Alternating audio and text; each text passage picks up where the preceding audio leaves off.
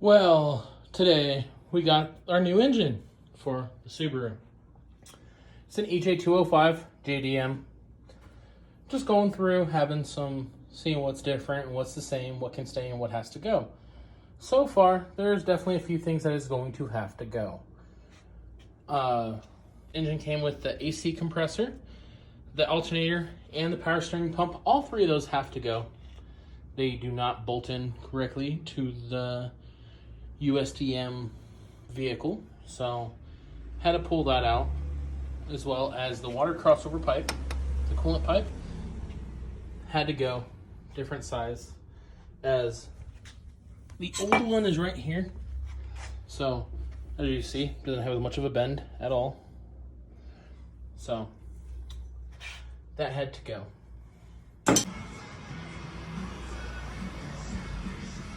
So we did get our used engine in. So it's a Jdm ej205 non-ABCS, because USDM doesn't have the ABCS. So in the process of that, I did find out that it was a twin turbo Jdm engine, like from a Legacy.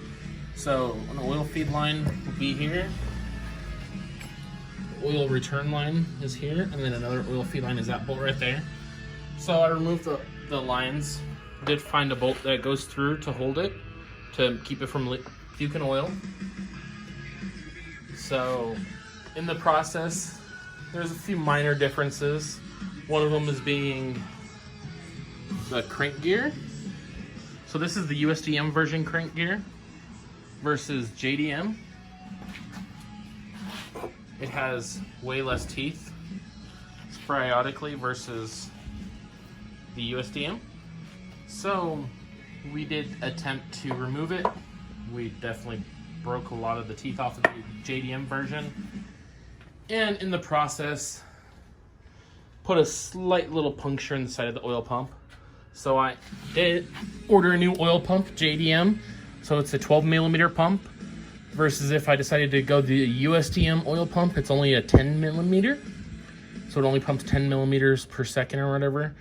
So in the process, I'm going to be replacing that. So that oil pump would go right here. As well as I'm going to be replacing the water pump, because this engine doesn't come with an oil cooler. So I'm going to be getting an oil cooler. And so basically the water pump from Japan doesn't have a nipple off the side right here. So I couldn't use this oil pump with the oil cooler. As well as doing further inspection, found that this coolant line was not accurate. So the Jdm version did come up, and it came up here, like it was pointing this way for the heater core, versus the USDM version.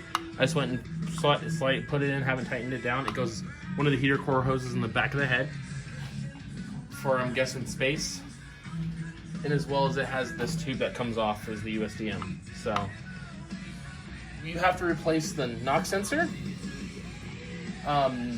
because the Jdm is just a different plug, so it just won't work. Your car won't pick up, and it'll throw codes for knock sensors, as well as your oil pressure sensor. It's a completely different plug. It actually is like a sensor with a hole, or with a bolt through it, and then it wires elsewhere. The connection's wrong, so I ended up having to put the USDM oil pump, or oil pressure switch, as well as you have to replace the intake cam for the timing belt, or not the actual cam itself, but the sprocket, because it also has less teeth. So I had to remove a lot of it. Didn't have to remove the back cover, but it was easier to feed the line through, as well as plug in the oil feed. So we'll be getting that all put in. In the process, we did have some minor bolting issues. So I removed the coolant passage that goes over the top of the engine here. We did snap off a bolt, so I'm going to have to figure out a way to get that extracted. As well as I'm going to replace the seals in there, so I don't leak any coolant in the future. As well, I'm going to have to be replacing the turbo bracket that the engine came with, as it is a different turbo bracket versus the USDM. Also the oil feed line, another one's right here, which they cut off, so I have to be replacing that. You got another turbo line and then the return line, which those are all in different sort of directions, so I'm gonna have to either fab a way to do it, or like run just another hose up to where the oil feed would be.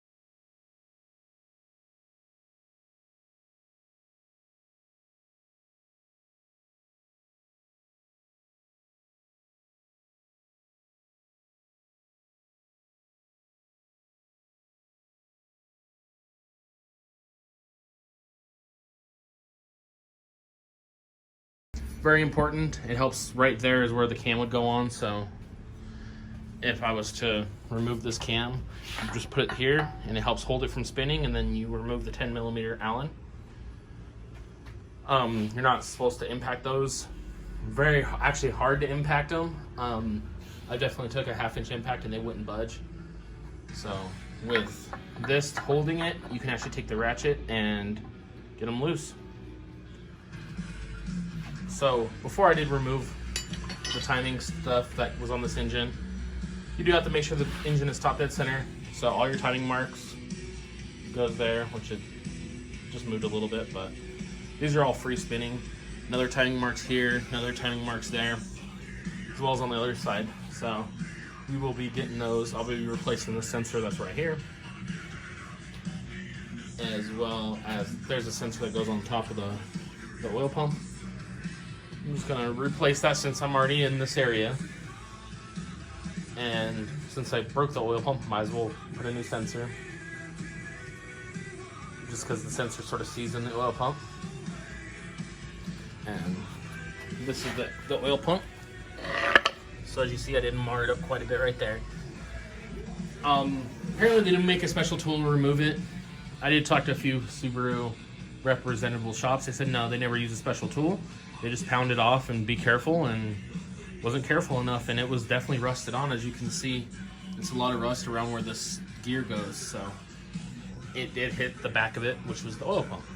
But a JDM oil pump is about $258, so I'll be getting that done, and hopefully I'll have the oil pump probably in about a week,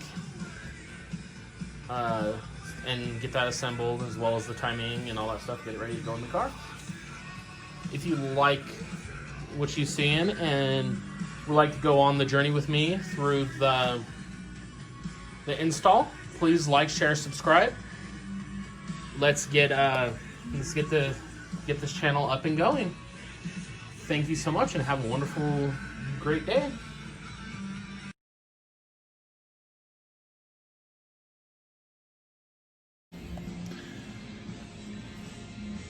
And public service announcement. So all the protesters out there that are protesting Mr. Floyd and his death in Minneapolis, I'm all about your protesting, but when it becomes violent and shuts down my community here in Denver because of all your guys' protesting, that's where it draws the line.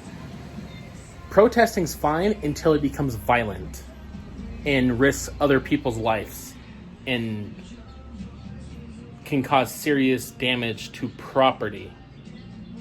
So if you guys want to protest all you want.